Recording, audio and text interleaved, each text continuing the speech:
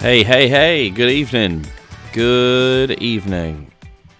Good evening, everybody. Welcome to Question Everything. We are going to get going here in just a second. I'm going to set a couple things up here.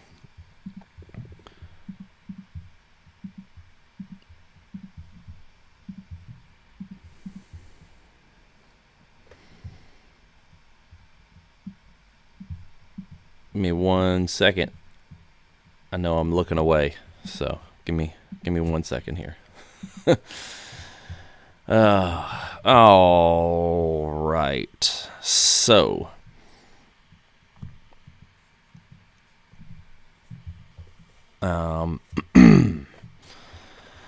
welcome. Hey, Carla. Hello there.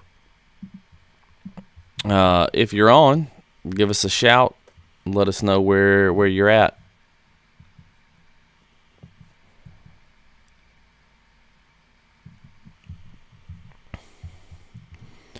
All right. Let's see. Okay. Now we're set up. It always takes just a second to get everything kind of right where you want it, so that you got everything kind of at your disposal here.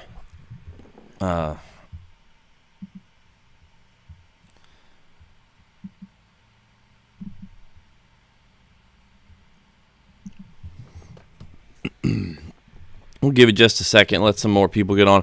This is Crosspoint after all. So I mean, why would you be on at the right time? So that's funny because it's true. If you take offense to that, that's the Holy Spirit telling you to be earlier. So, yeah.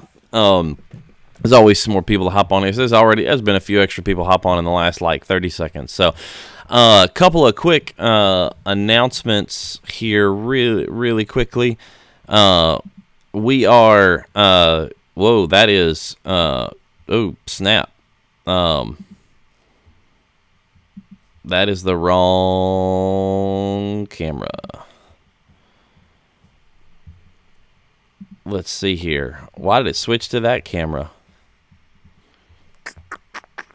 I'm curious. I have no idea. Because that is there. Okay, there we go. Now it should work. But nope. That's strange. See, I'm just playing with stuff now. You guys should know that.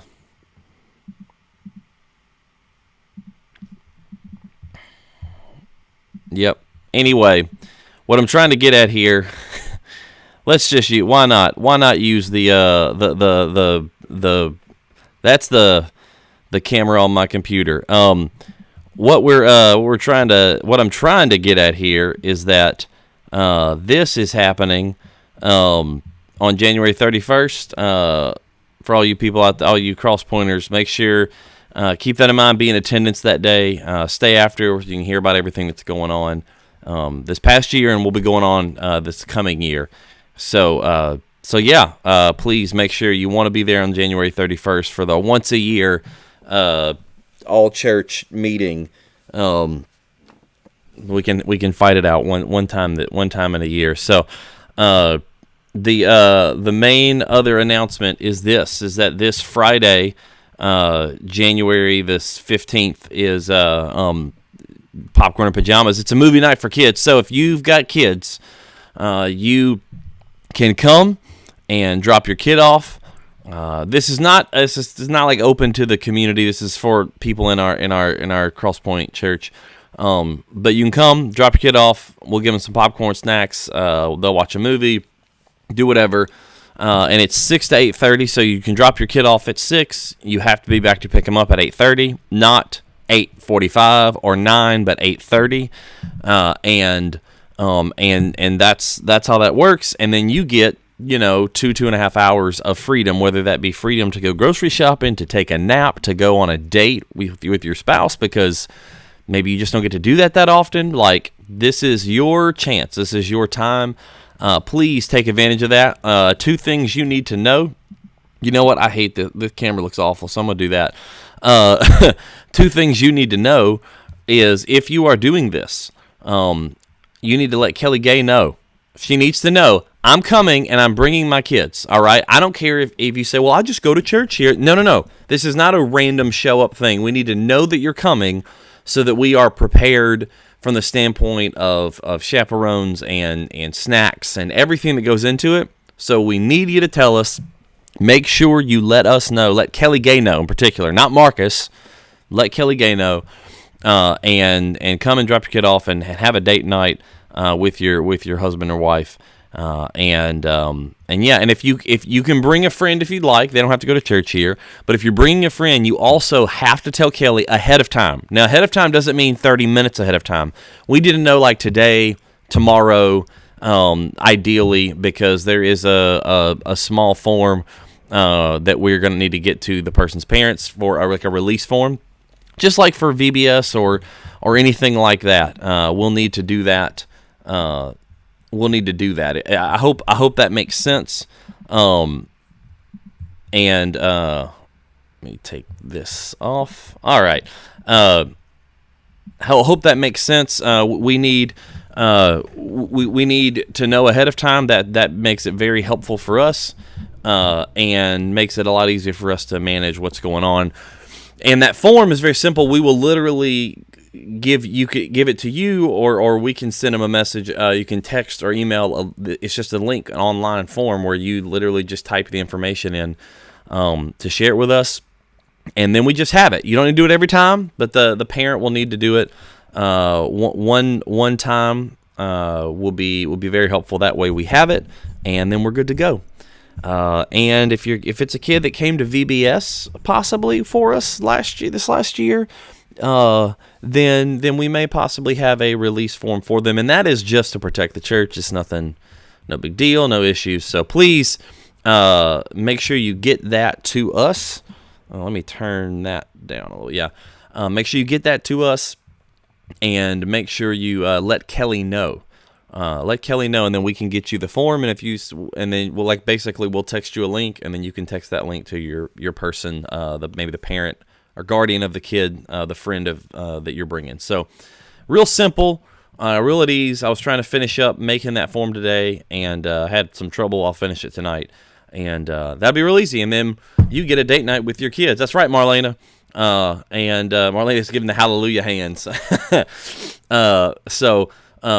like Marlena is a good example. I think, that they're maybe bringing the cousins, I think maybe over with them, and we'll need to get a form, I believe, to their parents. I think is how that'll work. Unless we have one, we may have a release form for them. I don't know. So anyway, thank you guys for doing that, and we will get going here this evening. Hey, by the way, all you that are on, like and share the video. We're on Facebook and we're on YouTube. By the way, every Sunday, every Wednesday, we're on both simultaneously, and it looks just like this on both of them. Really high quality, high definition video here. I know that sounds like obvious, but like it's not always that way. Have you seen some church live streams? I have. They're not always good quality. Their sound is bad and it looks bad, everything. So we got a decent setup here. So like and share the video.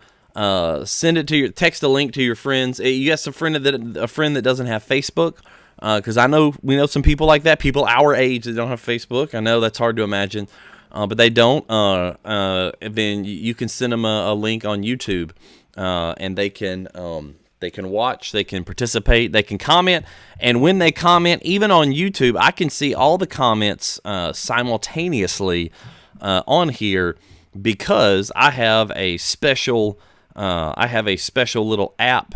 I guess it's kind of an app on my. I have a special little app on my computer here that lets me see the comments from Facebook and YouTube simultaneously. So that's pretty cool. There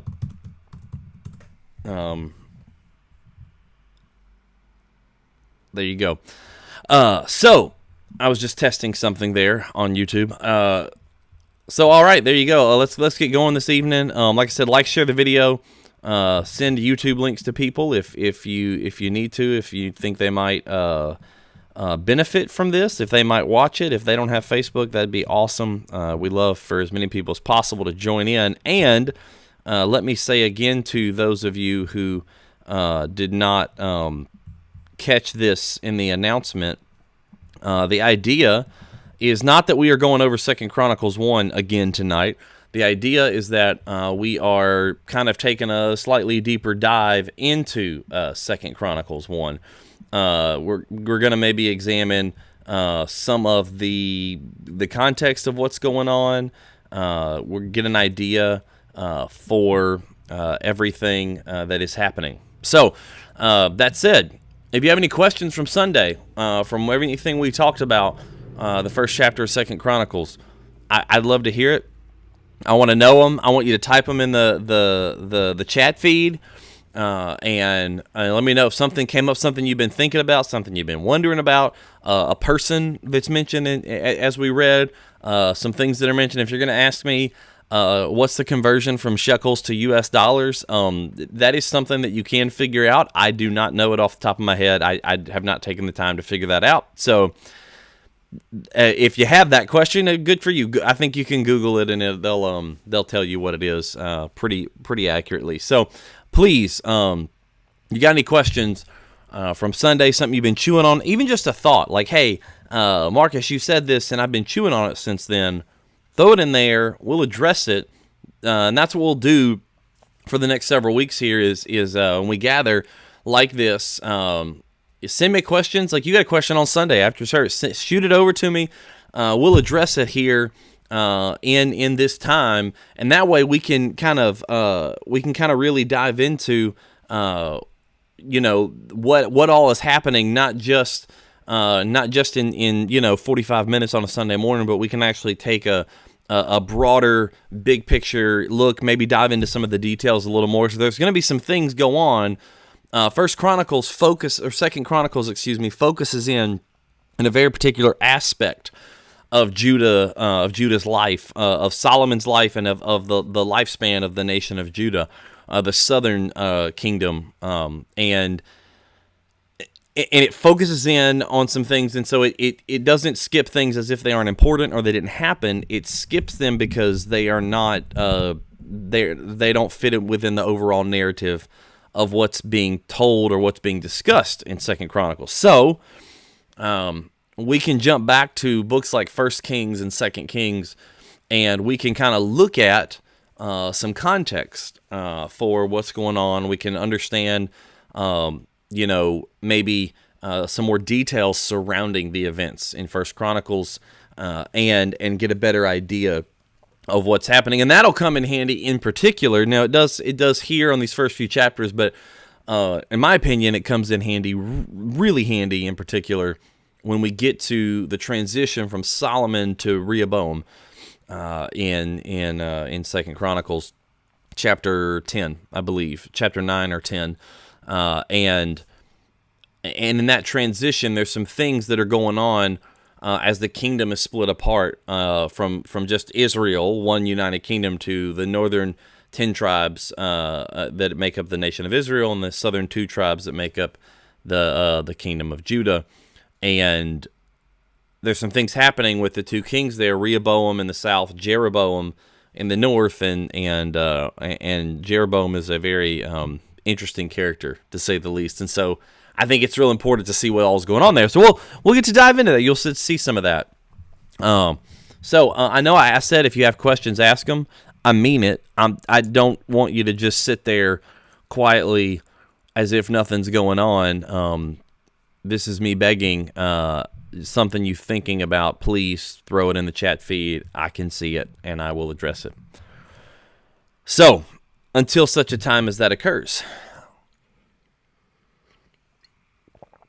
I'm going to look at so we examined 2 Chronicles chapter 1 on Sunday. We went through it, talked about it, and I gave some broad, big picture. I painted with broad strokes, as far as some context for what was happening with Solomon and how he began his reign. And I want to dig down under the surface of that a little deeper. And so we talked about Solomon and his reign beginning, and how he made silver as common as stones, and all these things. And he basically broke all the rules all the things king's not supposed to do. Solomon did them times 1,000. Literally, with one of them, not supposed to multiply wives. Solomon had 300 wives, 700 concubines. Not supposed to acquire a bunch of money.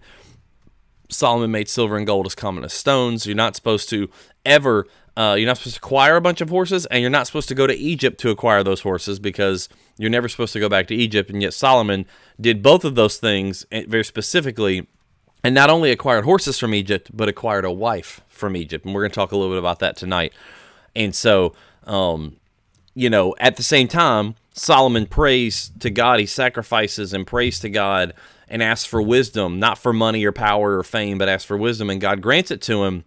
It's just that Solomon doesn't then take that wisdom and actually use it in all the ways that he could or that he should. So let me make sure I don't miss something here. Yep. So that said, we are going to jump backwards actually to First Chronicles, to First Kings, not First Chronicles. First Kings chapter 1, 2, and 3. I'm not going to read all of it, don't worry, but we are going to kind of take a cursory glance at it and some of the details of it, because it matters. It is what this is all about. So, First Kings goes here. By the way, Marlena, I haven't seen your husband on here lately, and you can tell him that I am what's the right? I'm praying for the conviction of the Holy Spirit on his soul about that. No, no, I know he's probably doing something. I like to mess with Michael. And I know you guys put it on the TV sometimes, so I like to pick at him a lot. So hey, Jamie, good to see you. So First Kings. What we see here at the beginning of First Kings is David's reign coming to an end, David close to death, and Solomon about to take over. But here's the circumstances. Oh, he is on. Yeah. There you go, Michael. I was messing with him on Sunday. I think he's on. He just doesn't type stuff. But he used to be all mouthy. Michael, you used to be all mouthy and type stuff, and now you just sit back all quiet and relaxed. So, so I had to get mouthy. So David's reign is coming to an end, and Solomon's is beginning here in chapter 1 of First Kings. But there's an issue. Now, God says that through Moses in Deuteronomy that a king should not multiply wives for themselves, because in his old age they'll turn the king's heart away from the Lord. Now, in David's old age, his wives, he does multiply wives. He doesn't have as many as Solomon, but he does have more than what he should. Which is more than one. Okay, so more than one, that's more than what he should. And they don't turn his heart away from the Lord, but there is a constant problem that is going on. There's a constant issue that David keeps having within his family. There's all this family strife, and what ends up happening is you have sons from different moms. You have sons from different moms that are jockeying for position constantly. In fact, one of them at the end of 2 Samuel, Absalom, basically runs David out of town. Or not at the end of 2 Samuel, but I guess you go back, 6, 7, 8 chapters in 2 Samuel, kind of the middle of 2 Samuel, actually. But Absalom runs David out of town, takes control of the kingdom, and David has to come back and basically fight for it to get his kingdom back. And Absalom, trying to ride away on a horse, his hair gets caught in the trees or whatever, and he ends up being hanged, is what's happened. Now, the irony of this is that Absalom is very vain. He's a very pretty man, very beautiful for a guy, and he's obsessed with his hair, and so the irony that his hair is what hangs him, it's not shouldn't be lost on us. And so these things happen during David's reign because David makes mistakes. And I would say in particular, as a parent, David makes mistakes. So by the way, hey, parents out there, if you say, man, I made some mistakes in my parenting, and I hope I get it right. Look, David made some mistakes, and he was considered a man after God's own heart. So you want to be a better parent than David, I will say that, but you can still be someone who loves God even if you make a mistake. It's okay. So, but something that happens here as David is getting ready to die is one of his sons, Adonijah, basically proclaims himself king. Now, David has not said that Adonijah would become king. Adonijah is just basically saying, hey, I feel I'm the one that should be king. I'm essentially the one born after Absalom. So Absalom would have been king. I'm born after Absalom, so that means that I should be the one to be king. And Adonijah's mother is Haggith. And Adonijah in chapter 1 just sets himself up as king. And here's the deal. He has some supporters. So Adonijah gets some people on his team. Obviously his mom is on his side.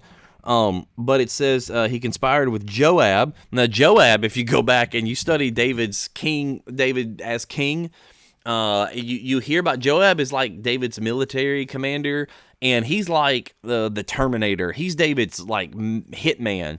David's like, I'm a little upset with someone, and Joab's like, well, I'll go out and chop their head off. That's exactly what he does, actually. Like, that's not an exaggeration. David has a problem with someone, and Joab goes and basically chops his head off. Joab's crazy. He's a military, like, he's a great warrior, but he gets a lot of control. All right. And so Absalom, Adonijah, has the support of Joab, and he also has the support of the priest. Darn, I lost my spot here. Now, Abiathar, there it is, Abiathar. I was going to say the wrong name, and I didn't want to. He has the support of the priest Abiathar, whatever, and Joab, and he has this group who says, I've got a high priest, I've got a military commander that was my father's military commander, even though Joab was not a great person, and not toward the end of David's reign. I would say even David had a sort of a falling out with Joab because of some issues, and so he says, I should be king. In fact, in verse 5, he says, he kept exalting himself, saying, I will be king. And he prepared basically chariots and his army, and he went and sacrificed a bunch. He basically did all the things that said, I am now king. So he just proclaimed himself king. I didn't know if I didn't know I could do that. I could just say, hey, I'm the new king of the universe, and I just am. Apparently that's what Adonijah thought, except it doesn't really work that way. And so, so Nathan, the prophet, remember Nathan's the guy that comes to David after he sins with Bathsheba and says, hey, you're the man, and that whole famous story. Nathan comes to David and says, hey, actually he goes to Bathsheba, and then he goes to David, and he says, hey, Adonijah has set himself up as king. I don't think this is what you wanted, is it? And Bathsheba goes to David and says, hey, didn't you say that Solomon would be king? If this doesn't happen, then like me and my son are going to be treated like criminals, and we're going to be run out of town, and it's going to be awful for us. And so David says, well, yeah, of course that's what I said. I mean, I didn't say that Adonijah would be king. Now think about this, by the way. Bathsheba is the woman that David basically committed adultery with and had her husband killed to try and hide it. And they had a son, they had a child that died. And in a great twist of irony or fate or whatever you want to call it, they have another son named Solomon, and it's Bathsheba's son, Solomon, who will reign, who will become king. This is how God works. He takes the jacked up, broken mess of adultery and murder and lying and hiding it, and he takes it and he turns it into something beautiful. And Solomon's story really is a story of that. An unlikely other. Think about this: if David doesn't do what he does, Solomon wouldn't be king. Now Solomon would be probably have a different name, and he'd have a different dad, and I mean, that Bathsheba's son there his life would look different. But God takes messed up, jacked up things, and he turns it and makes it good. It's a little toasty in here, guys. So things I haven't said for a few weeks. It's a little toasty in here. I'm gonna take my jacket off there. So that happens. David says, "Well, no, I want Solomon to be king. That's what I'm after here. Is for Solomon to be king." And so David gets Zadok the priest, who's going to be Solomon's priest, and he comes and along with Zadok and where is the name Benaiah, son of Jehoiada, the prophet Nathan, and all those names. David makes Solomon king. They anoint Solomon. And Solomon is actually set up as king. All right. So here's what happened. Adonijah hears of this, and he's really upset about it, but he's also really scared because he realizes what he's done. Now Solomon has actually been confirmed to be king by his dad, and Solomon's his brother, and so there's this competing family thing that's happening, and so Adonijah basically is scared of what his brother's going to do to him, and so Adonijah was afraid of Solomon, so he got up and went and took hold of the horns of the altar. And at the end of chapter 1, Solomon, it was told Solomon that Adonijah was scared of him, and Solomon said, this is great, at the end in 51 of chapter 1, it says, "Look, Adonijah fears King Solomon, and he has taken hold of the horns of the altar, saying, 'Let King Solomon first swear to me that he will not kill his servant with the sword.'" In other words, I'll come out if you promise not to kill me. And this is what Solomon says. This is like a Twitter burn right here. And then Solomon said, "If he's a man of character, not a single hair of his will fall to the ground. But if evil is found in him, he dies." Like, I don't know what you're worried about. Do you lack character? Because, I mean, if you don't like character, then you got nothing to worry about. Like, no wonder Adonijah's afraid, because he lacks character. This is the whole issue. And so David gets ready to die, and he kind of warns Solomon of some things. And so then what happens is that Adonijah goes to Solomon's mom, which is just dumb, right? What team do you think she's on? Goes to Solomon's mom, Bathsheba, and basically says, "Hey, you know I should be king, but because I'm not, you need to tell your son to give me Abishag the Shunammite as my wife." And so Bathsheba goes to her son, tells him what happened, and he's ticked off because Abishag was David's caretaker at the end of his life, and Adonijah asking for that is like Adonijah saying, "No, I'm taking something of David. I'm taking something of our fathers. Like this belongs to me." Is sort of what he's trying to claim. Again, he's claiming, value. He's trying to place himself above Solomon. And Solomon says, "I swear Adonijah will be put to death today." And King Solomon dispatched Benaiah, son of Jehoiada, who struck down Adonijah, and he died. So Solomon killed his brother. Now, you can say what you want, but this is something David did not manage things in his house well. Basically, what Solomon recognized is that Adonijah, his brother, was going to be a constant thorn in his side. He's rebelling. He's trying to take over the kingdom. And they were going to come to blows at some point, so Solomon just took him out. So Solomon had to kill his brother at the beginning of his reign. Then Abiathar the priest, because he had supported Adonijah, and there were issues there, Solomon basically banished him. He said, "Go to your fields. Even though you deserve to die, I will not put you to death since you carried the ark." So Solomon's honoring what the priest has done in the past.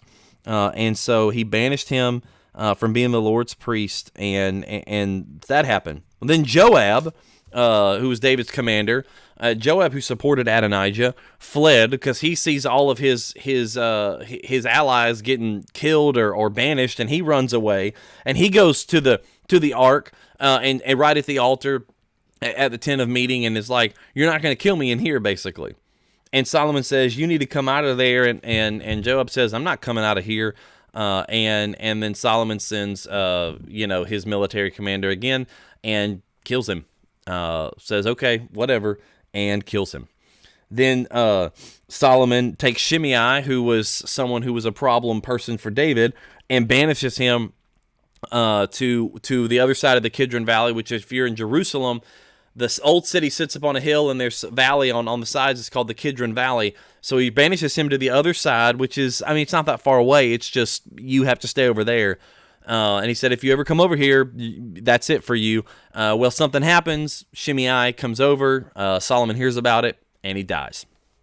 So the beginning of Solomon's reign is filled with banishment and death, and even him having to kill his own brother, all right, or half-brother, you might say. That's crazy. That's crazy. That's how his reign began. Now, I didn't talk about that in 2 Chronicles 1 because it's kind of off the point of the story. What then happens in chapter 3 is that Solomon asks for wisdom, and God grants it to him. But in chapter 3 at the beginning, it says this: Solomon made an alliance with Pharaoh, king of Egypt, by marrying Pharaoh's daughter. Solomon brought her to the city of David until he finished building his palace, the Lord's temple, and the walls surrounding Jerusalem. However, the people were sacrificing on the high places, because until that time a temple for the Lord's name had not been built. So Solomon loved the Lord by walking in the statutes of his father David, but he also sacrificed and burned incense on the high places. In other words, I love you, God, but there's that little crack in the foundation there, and we see that he's already made an alliance with Egypt and Pharaoh's daughter, which is a problem. And so he asks God for wisdom, and God grants him wisdom. And then we have the story where there's two women who were prostitutes. They came to the king, and one said, "Please, Lord, this woman when I live in the same house, and I had a baby while she was in the house. On the third day after I gave birth, she also had a baby, and we were alone. No one else was with us in the house, just the two of us there. During the night, this woman's son died because she lay on him. She got up and took my son from me while I was sleeping." And so Solomon's decision is, well, you both can't decide whose baby this is. Both of you are claiming to be the rightful mother. Well, let's just chop the baby in half and give half to each of you. And the real mom says, the one lady says, "Okay, sure." The other lady says, no, she can take her. And that's how Solomon knows that's the real mom. That's him using his wisdom. But up to this point, Solomon is not really using. He still has these problems. So all of that is context for what's happening as Solomon begins his reign in chapter 1 of 2 Chronicles. And Solomon is busy acquiring things, acquiring horses, acquiring wives. Solomon is busy not only doing that, but Solomon has to be busy with the business of doing away with dissenters. And doing away, he tries, for a couple of them, he tries to just banish them. And it doesn't work. And they violate the principles of that, and Solomon is forced to kill them. And I say forced to kill them, you can say, well, he doesn't have to kill them. But it's like this. He's the king, all right? So the king says, here's the rules. And if you break the rules, here's the consequences. And you got two choices: follow the rules or break the rules. These guys broke the rules, they face the consequences. It's that simple. It's like when we God gives us, he says, "Hey, follow me, and your life will be filled with peace and joy and all these things. And if you don't follow me, it'll be chaos." And then our life is filled with chaos, and we're like, "God, why did you let this happen to me?"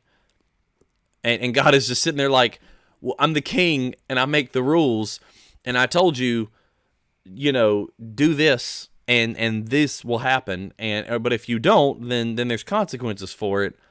You didn't follow me, therefore there are consequences, and that's why your life is full of chaos. I didn't do that. You did that. You brought that upon yourself by refusing to follow me. Michael says, should he have killed his brother, though? Thou shalt not kill. That's one of the commandments, the 10 Commandments. I understand that he was going to be a thorn, but Jesus kept Judas around. That's a good point. Jesus does keep Judas around, and Judas ends up hanging himself after he betrays Jesus because he's so tormented by it. You say, should he have killed his brother? The answer to that is maybe not. I could give you a justification as to why a king in this period of history, why he should have taken Adonijah out, brother or not. Justification being Adonijah had already tried to set himself up as king improperly. He had already recruited a priest and a military commander, and he had amassed troops. Adonijah had already formed a coup for all intents and purposes. If you look at the beginning of 1 Kings, Adonijah had already formed a coup and made himself king forcibly, or tried to, against David's wishes. And he was never going to recognize Solomon properly as king. In fact, he wanted someone to be his wife. He didn't go to Solomon. Guess who he went to? He went to Solomon's mom. All right, and it was a sneaky little thing he was doing, because he was trying to take something of his father David's. And so the justification is you are trying to basically set yourself up as king. And as Bathsheba says to David, like, if Adonijah's king, we'll be treated as criminals. So what's going to happen here is that Adonijah, they know. Sorry, let me start. I saw your message, Michael. It threw me off for a second. What happens here is that Adonijah is going to treat Bathsheba and Solomon really terribly and treat them as criminals if he's allowed to be king. It never says that Solomon intends to treat Adonijah improperly. Solomon treats Adonijah the way that he does because Adonijah tries to set himself up as king. And here's the thing: Adonijah sets himself up as king, and Solomon doesn't respond to that. It's after that, when Adonijah tries to take one of this lady that was David's caretaker to be his wife. He tries to, like, sneakily, like snake in the grass move, to get her to be his wife.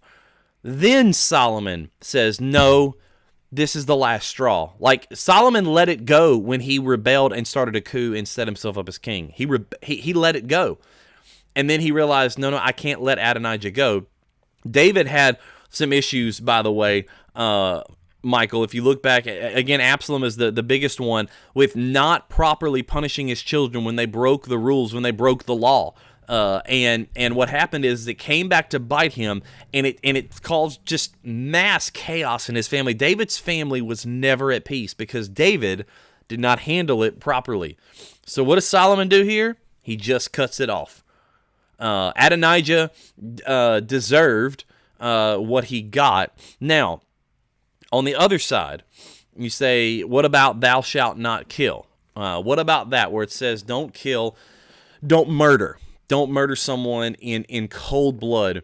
I could make the argument like, well, yeah, Solomon killed Adonijah. Shouldn't he have just put him in prison, right? Shouldn't he have let him kind of rot in jail or whatever? Now, you weren't going to banish him. Like, the idea is he knew if he banished Adonijah, Adonijah would just go amass troops and come back. So you can't do that. You shouldn't have just, like, let him rot in jail, right? I guess he could have done that. But he chose not to. And again, I think there's a lot of patience shown on Solomon's end. He didn't go after Adonijah when Adonijah fomented insurrection. It was the after that thing that he did. He said that's where the disconnect is with the people that see a different God between the testaments. Yeah, like it's okay for Solomon to kill Adonijah, but Jesus lets Judas hang around, right?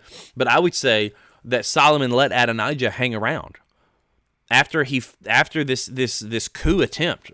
Solomon let Adonijah hang around and live, and Adonijah he wasn't satisfied. He had to do something. If Adonijah would not have gone to Bathsheba and would not have done what he did to try and get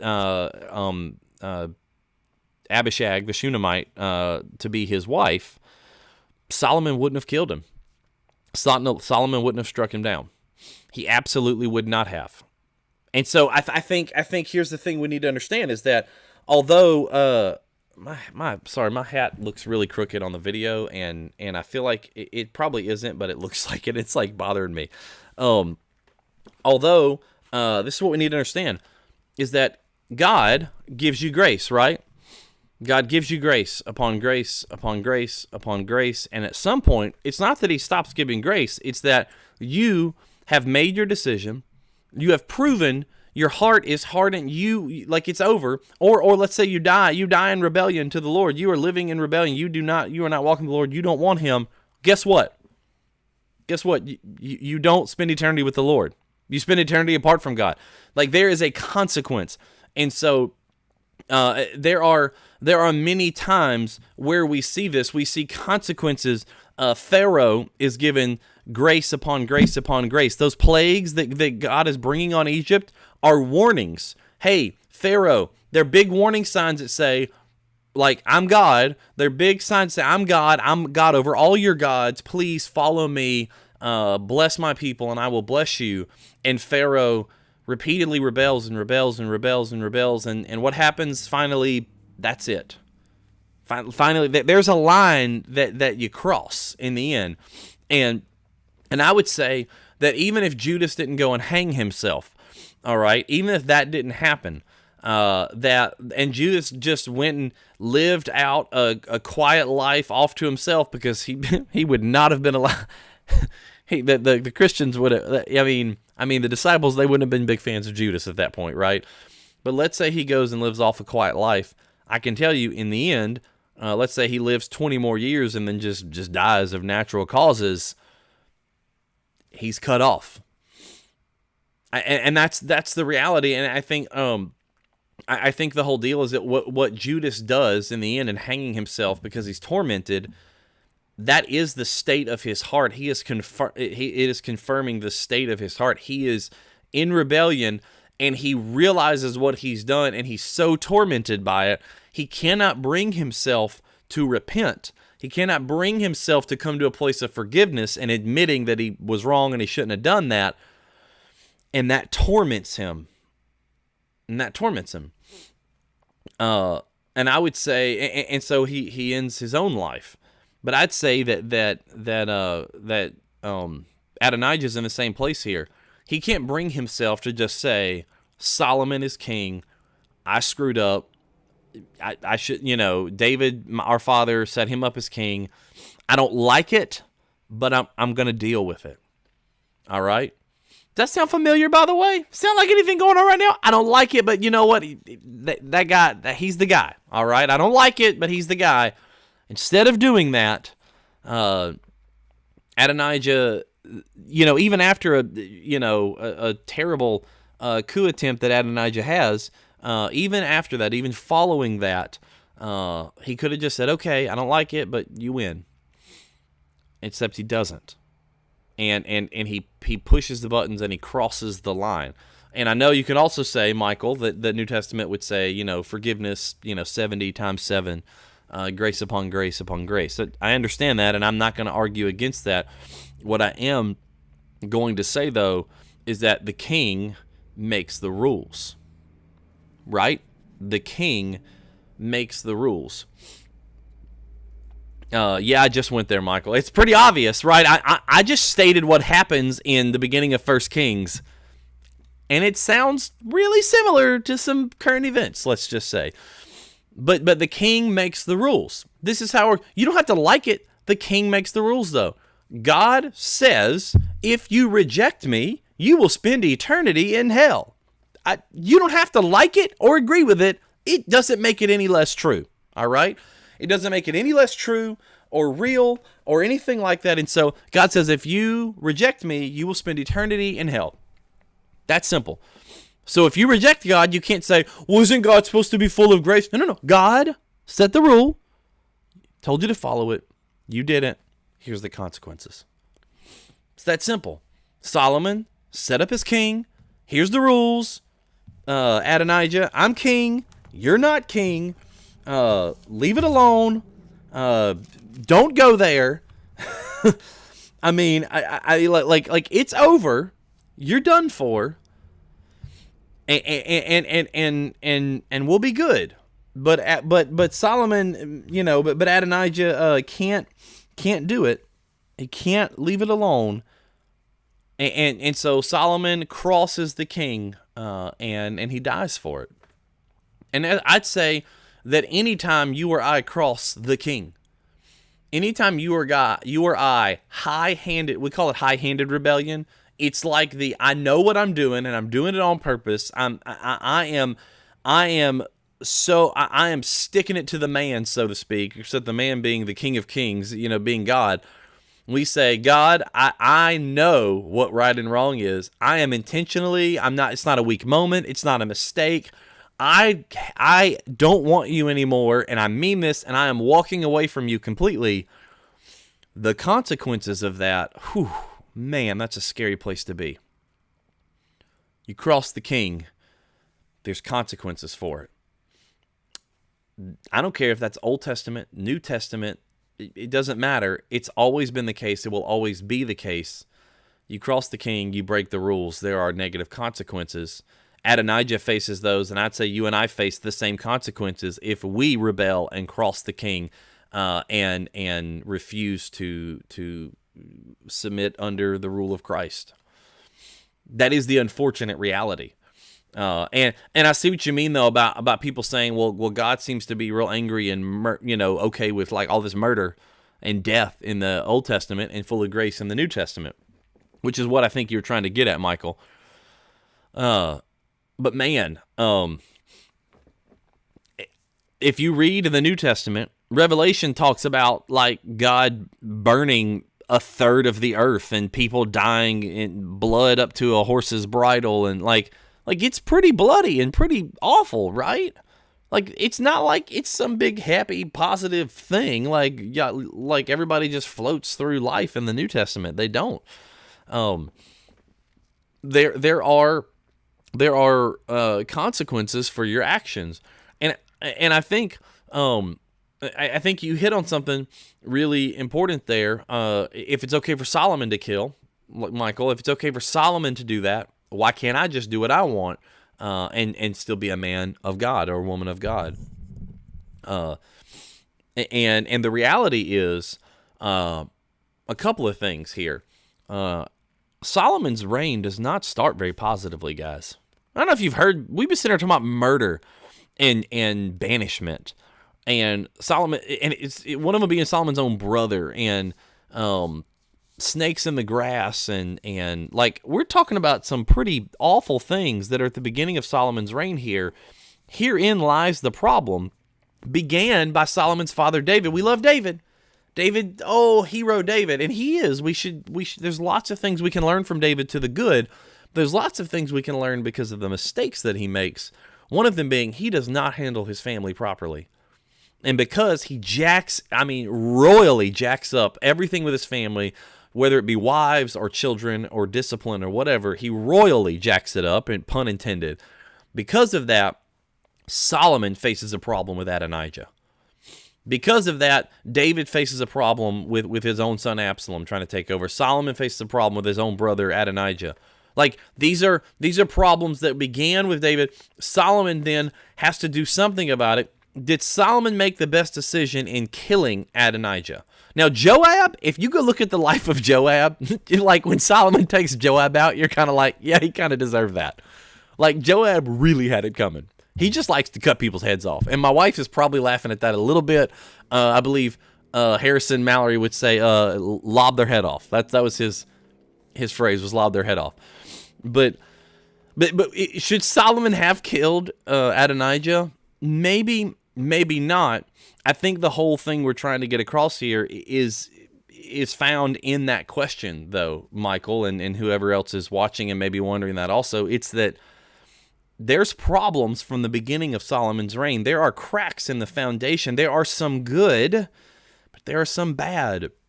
And did Adonijah rebel to the point of, did he earn, to cross the king? Did he cross the king to the point of deserving death? I mean, maybe, all right. But that was also something that was a holdover from David, his father, not doing what he should have done as a father. And so then Solomon has to deal with it. And Solomon makes a decision. Might not be the best decision, but he makes one. And from the very beginning, we see Solomon's reign. Solomon, whose name means King of Peace. All right? He's the King of Peace, and yet his reign begins by him banishing and killing people. Right? Like that's not a very peaceful beginning. And herein lies the problem. Solomon's name is King of Peace, but he begins his reign in a very unpeaceful manner. It's this tension between these two versions of Solomon that constantly pull at him in both directions throughout his life and create the scenario by which, in Solomon's old age, his wives do turn his heart away from the Lord because his heart is divided. Which is the whole point of our logo up there, up here, boom, right there, is that divided heart. God wants to give us an undivided heart. And yeah, Michael, you can change the generations for the good too. You can.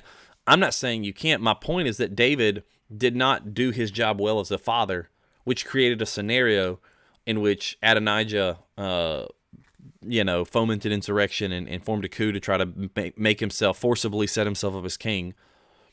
And it was already a problem. And so from the very beginning, of Solomon's reign, there's a problem with Adonijah.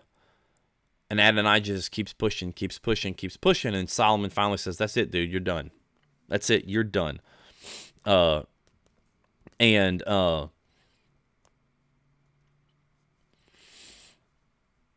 Yeah, Carla, you're not far off there, really. I think the violence in the Old Testament is why the Pharisees thought the Messiah Jesus was going to be a warlike king. And by the way, Michael, you read 2 Samuel, 1 and 2 Samuel, really 2 Samuel in particular, but 1 and 2 Samuel, and you see how he acquired his wives, and then how he treated his children when they messed something up. He did not handle it well.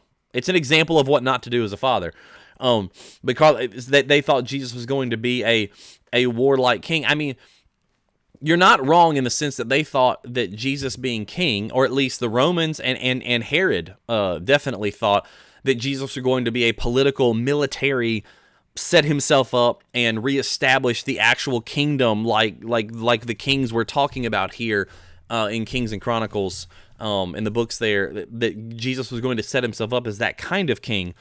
But the violence, as you call it in the Old Testament, is not any different or less than the violence perpetrated in the New Testament.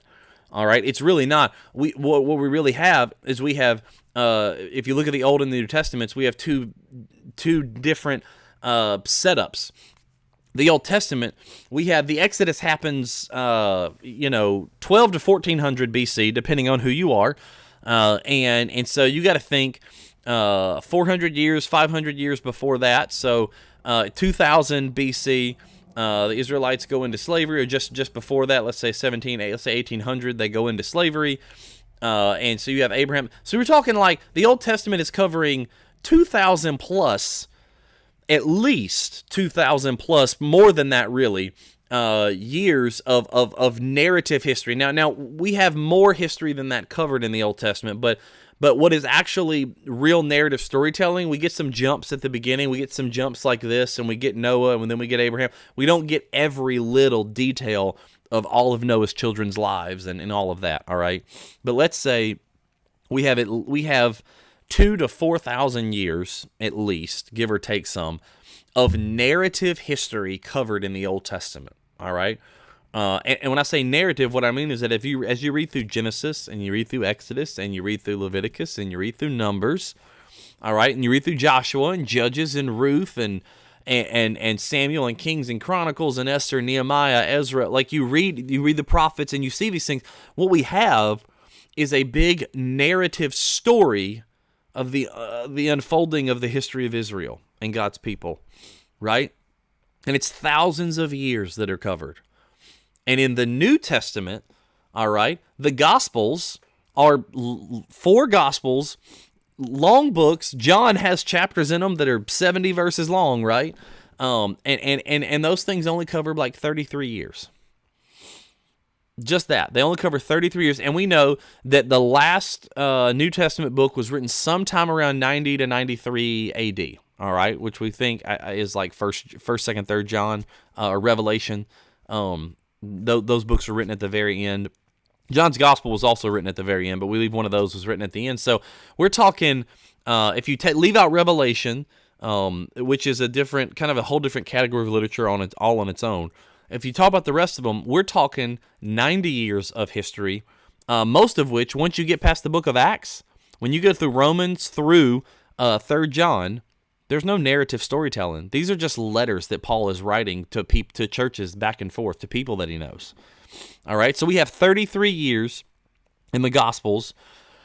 We've got another, I don't know, depending on, who you are, another 30-ish, 40 years in the book of Acts, covered 30 years, something like that. It's not a really detailed, it kind of focuses in on life of Paul a lot, and it kind of skips around. And so you're talking 60 to 70 actual years of narrative history in the New Testament versus thousands of years of narrative history in the Old Testament. Think about that. So do you think the Old Testament is going to have a lot more stories about wars and about things? Yeah. If the New Testament lasted 2,000 years, think about this. So we're in 2080, 2021.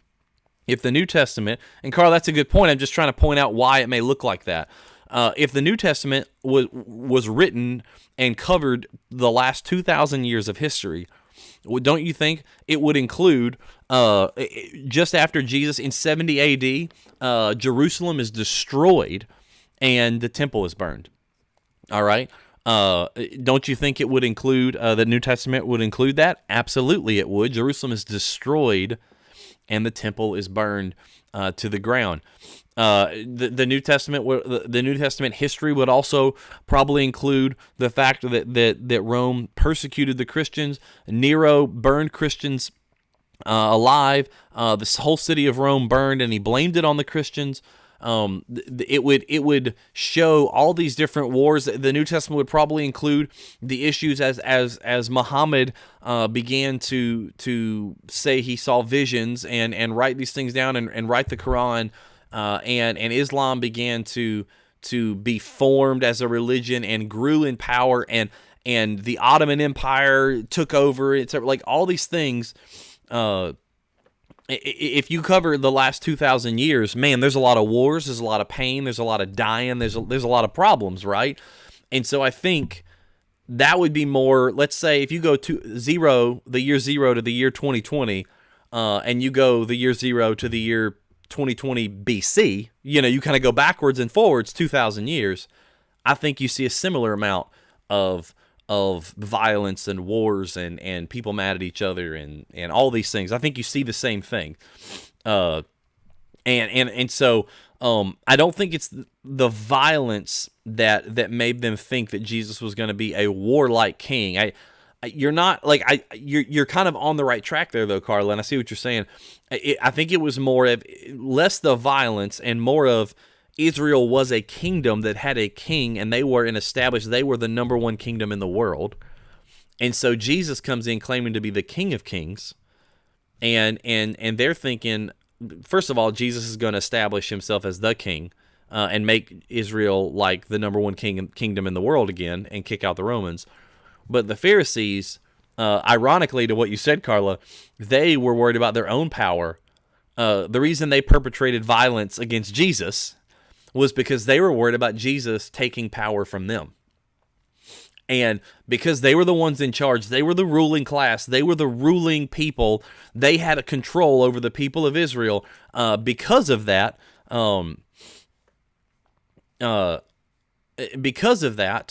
because of all of that went on, they killed Jesus. They perpetrated violence against Jesus because they didn't want their own power to be taken. They didn't want their own status to be taken. And isn't that how it goes? When someone who's in power feels like their power is threatened, how often is it? How common is it?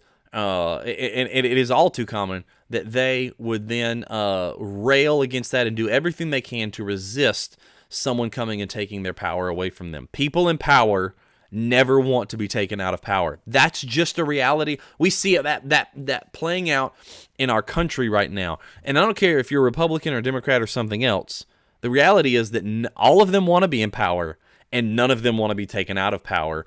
And they want to hold down everyone else who's below them so that they will never be able to rise up and take them out of power. That's just a reality of humanity, unfortunately. And yeah, Michael, World War I and II make most of the wars of the Old Testament look less intense to me personally. Yeah, think about it. There was a couple of atomic bombs dropped in Japan that just ended Japan surrendered. We dropped 2 bombs, they surrendered. They just destroyed. Hitler systematically killed 6 million Jews. All right, I'm not saying people didn't die in the Old Testament from wars or from the violence, Carla, as you put it. But you're right. Like when you look at it, there's been more violence since the beginning of the New Testament in the last 2,000 years than from the beginning of the New Testament backwards 2,000 years and to the time of Solomon and David and before. And so I think we need to understand, have that perspective where we tend to be prisoners of the moment, or we tend to, as Michael said, read the Old Testament as something different than the New Testament, as if there's a different God. Now, there are different literature styles. There's a lot more narrative storytelling in the Old Testament than in the New, and that's the case. There is more narrative. That said, it is the same God telling the same story, and there's just different characters and different names, and there's maybe even some different countries or nations mentioned, and so we have to understand that and not be prisoners of the moment, or not try to look back and rewrite it. Just because we heard someone say that the Old Testament is so full, God is angry, and in the New Testament he's full of grace. Like, that's not true. God gives so much grace. In fact, Solomon, as this is the whole point of what we're talking about here, and we'll close up with this. Solomon is screwing up from the beginning. Solomon, King of Peace, his name means, and yet his reign begins with murder and death, and a half brother with an attempted coup, and I mean it is the farthest thing from peace, right? And that's the whole point, is that from the very beginning, there's these two sides. There's the side where Solomon's praying to the Lord for wisdom, and then there's the side where he's going to Egypt for horses and getting a bunch of money and killing his brother, and like there's all these different kind of aspects, different things that are going on in the story, and we need to recognize that in the middle of all that, when Solomon prays to God for wisdom, God speaks to him and God gives him wisdom, because that's the kind of God that says, yeah, I'd love to give you wisdom so that you can learn to manage all this stuff that's coming your way in the properly, and you will govern the people properly. I'd love to do all that. Except Solomon's reign and his life, although there are things that we would say are positive, there's always that other side to him, and eventually not only destroys him, but it destroys the kingdom itself. It destroys the nation. And yet, God still speaks. God still communicates with him. God still talks to him. God is wanting to draw him in because he's always a God of grace, even in the Old Testament. He's not a different kind of God. He's the same God who sends his son Jesus to live and to die and be resurrected on our behalf so that we might have eternal life. It's the same God that talks to Solomon and gives him wisdom, the same God that speaks to him when Solomon prays and dedicates the temple in 2 Chronicles 7 in that famous passage, the same God who comes to die on a cross for us, the same God who comes and speaks to us directly and personally and is a personal God and has a relationship with us. It's the same God, all the same. His character is the same. He functions the same. And So those are good questions, by the way. And I was being mouthy, Michael. You didn't have to say something, but I appreciate it. And Carla, you too. Like it's a good thing to point out, to catch there, Carla, about the violence, and them being maybe Jesus is going to come and kill us, right? Is maybe what the Pharisees are thinking. And honestly, if Jesus were to set himself up as king, the Pharisees, I mean, at least prison, right? they weren't good people. And so you're not missing. So you're making a good connection there, Carla, with that, and everything. And so, no, this is what I want. Like what are we seeing here as we go through this? And essentially what we want to get to here is that the beginning of Solomon's reign, the King of Peace starts off in a very unpeaceful way, and he already has set himself up for failure. Now, here's the deal. You got some stuff growing on inside of you you're not dealing with, some little sins, as we call it, little white lies, little baby sins, right? Little things. If you do not deal with those things, if you do not root those things out, if you do not end those things now, they will eventually come back to haunt you. They will destroy you. And they might not only affect you, they might affect others around you. They might affect your own children and your grandchildren.